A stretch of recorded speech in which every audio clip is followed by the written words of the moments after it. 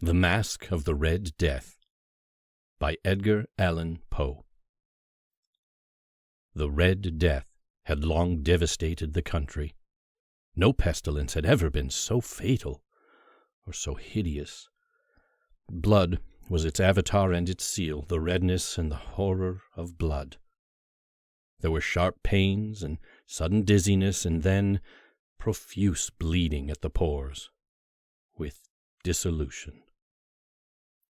The scarlet stains upon the body and especially upon the face of the victim were the pest ban which shut him out from the aid and from the sympathy of his fellow men. And the whole seizure, progress, and termination of the disease were the incidents of half an hour. But the Prince Prospero was happy and dauntless and sagacious. When his dominions were half depopulated, he summoned to his presence 1,000 hale and light-hearted friends from among the knights and dames of his court, and with these retired to the deep seclusion of one of his castellated abbeys. This was an extensive and magnificent structure, the creation of the prince's own eccentric yet august taste. A strong and lofty wall girdled it in. This wall had gates of iron. The courtiers, having entered, brought furnaces and massy hammers and welded the bolts. They resolved to leave means neither of ingress or egress to the sudden impulses of despair or of frenzy from within. The abbey was amply provisioned. With such precautions, the courtiers might bid defiance to contagion. The external world could take care of itself.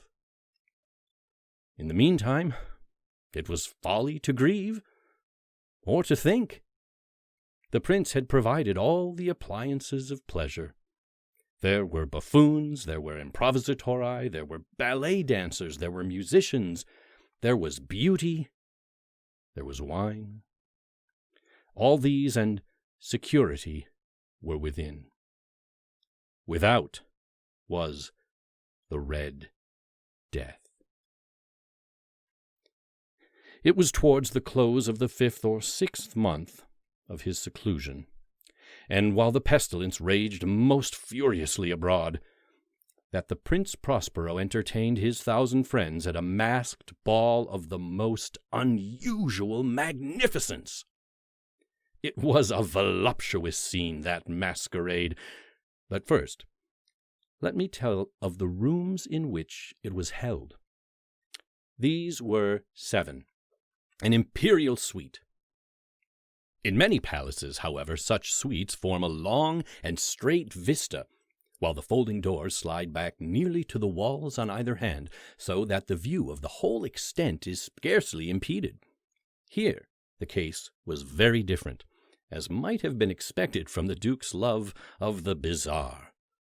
The apartments were so irregularly disposed that the vision embraced but little more than one at a time. There was a sharp turn at every 20 or 30 yards, and at each turn a novel effect.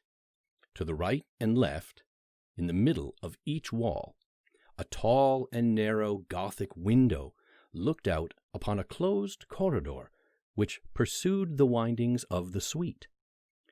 These windows were of stained glass whose color varied in accordance with the prevailing hue of the decorations of the chamber into which it opened.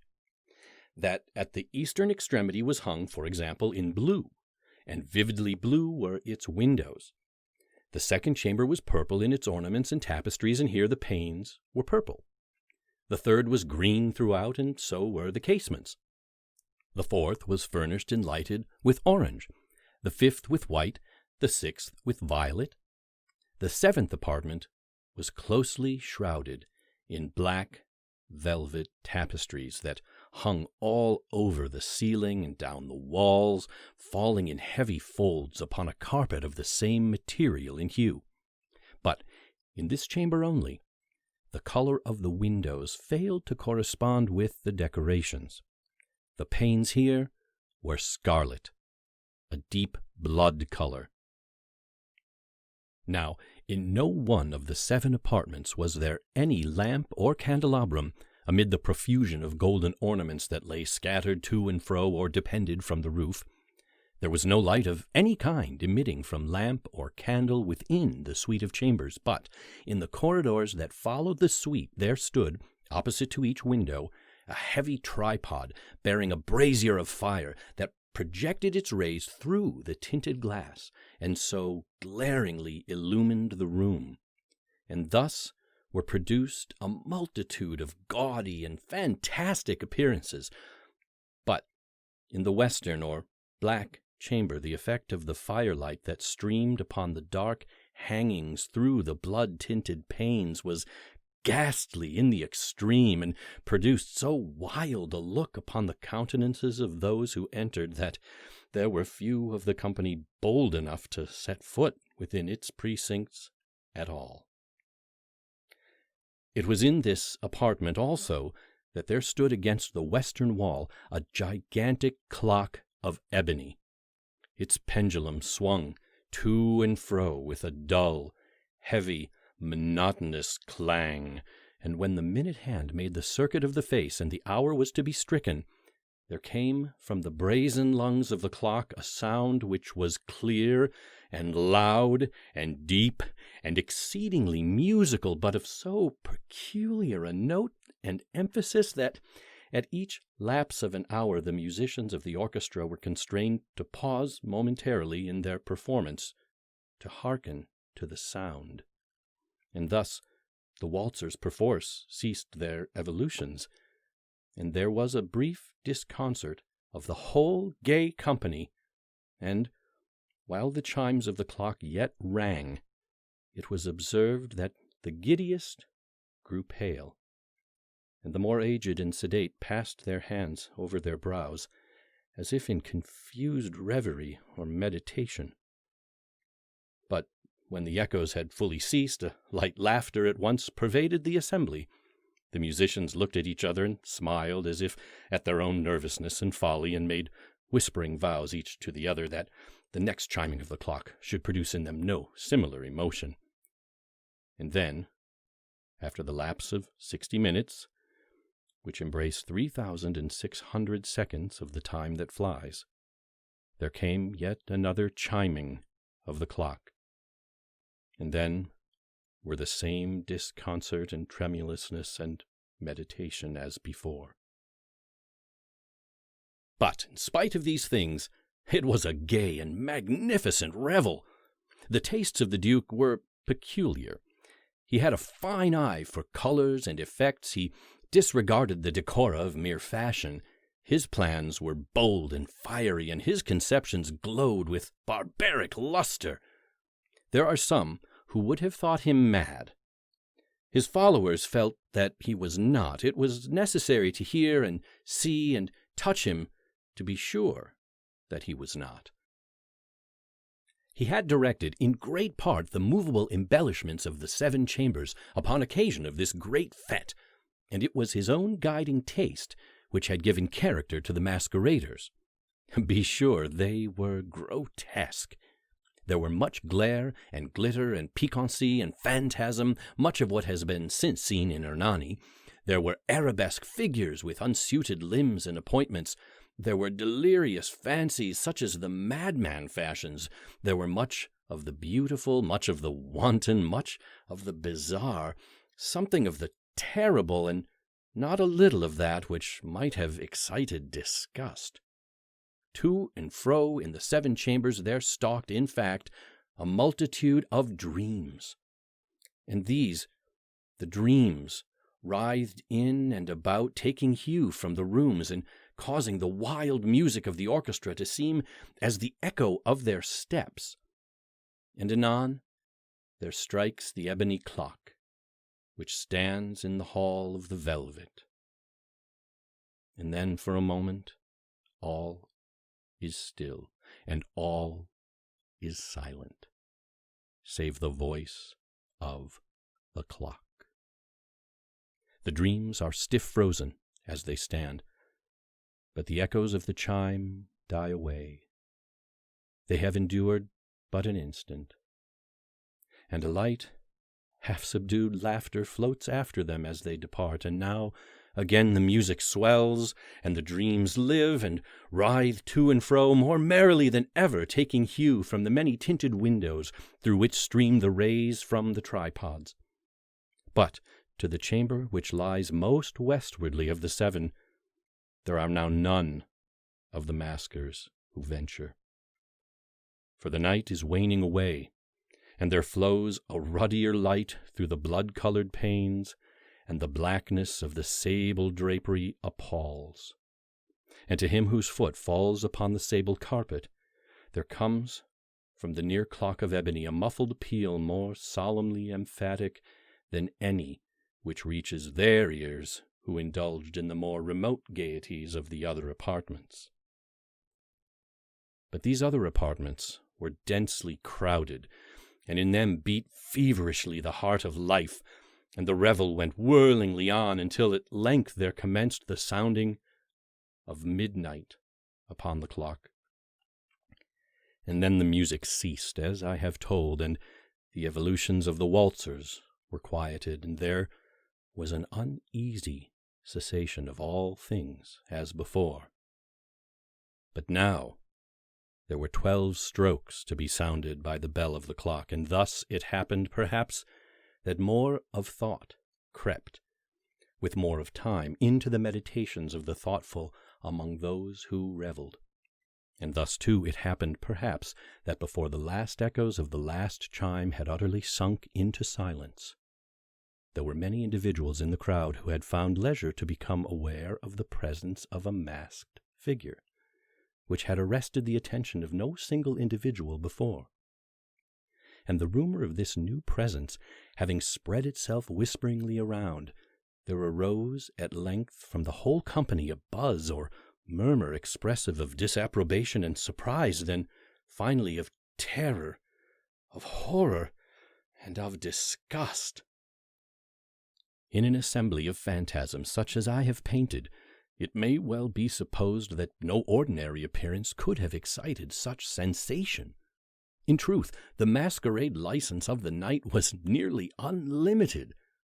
But the figure in question had out-Heroded Herod, and gone beyond the bounds of even the prince's indefinite decorum. There are chords in the hearts of the most reckless which cannot be touched without emotion, even with the utterly lost, to whom life and death are equally jests. There are matters of which no jest can be made. The whole company, indeed, seemed now deeply to feel that in the costume and bearing of the stranger neither wit nor propriety existed. The figure was tall and gaunt, and shrouded from head to foot in the habiliments of the grave. The mask which concealed the visage was made so nearly to resemble the countenance of a stiffened corpse that the closest scrutiny must have had difficulty in detecting the cheat. And yet all this might have been endured, if not approved, by the mad revellers around. But the mummer had gone so far as to assume the type of the Red Death. His vesture was dabbed in blood, and his broad brow, with all the features of the face, was besprinkled with the scarlet horror.